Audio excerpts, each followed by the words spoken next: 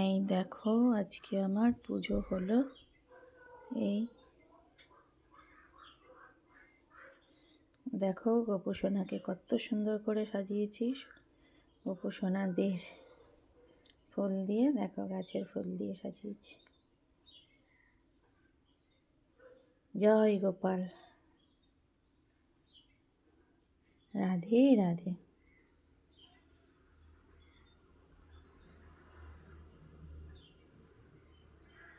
এই দেখো এই ফুলগুলো আমার গাছে ফুটেছে, ছাদ বাগানের গাছে। এই যে হলুদ জবা, সাদা জবা দেখলে।